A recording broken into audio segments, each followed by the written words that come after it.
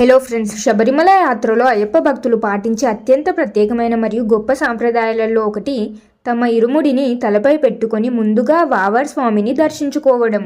అయ్యప్ప స్వామికి అత్యంత ఆప్తుడు, సహచరుడు, మంచి స్నేహితుడు అయిన వావర్ స్వామి ఒక శక్తివంతమైన ముస్లిం యోధుడు. ఆయన శబరిమల యాత్రకు ముఖ్య కేంద్రమైన ఎరుమేలిలో కొలువై ఉన్నారు.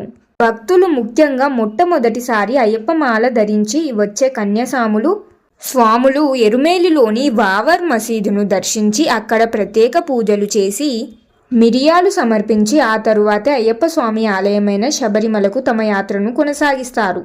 ఈ ఆచారం కేవలం ఒక సాంప్రదాయం మాత్రమే కాదు, హిందూ ముస్లింల మధ్య ఉన్న అద్భుతమైన ఐక్యతకు నిదర్శనం. మరియు వావర్ స్వామి సహాయంతోని అయ్యప్ప స్వామి మహిషిని ఓడించగలిగారు అని భక్తులు నమ్ముతారు. అందుకే అయ్యప్ప దర్శనం కన్నా ముందు వావర్ స్వామిని దర్శించుకోవడం అనేది భారతదేశంలో నెలకొన్న భిన్నత్వంలో ఏకత్వాన్ని, మత సామరస్యాన్ని ప్రతిబింబిస్తుంది.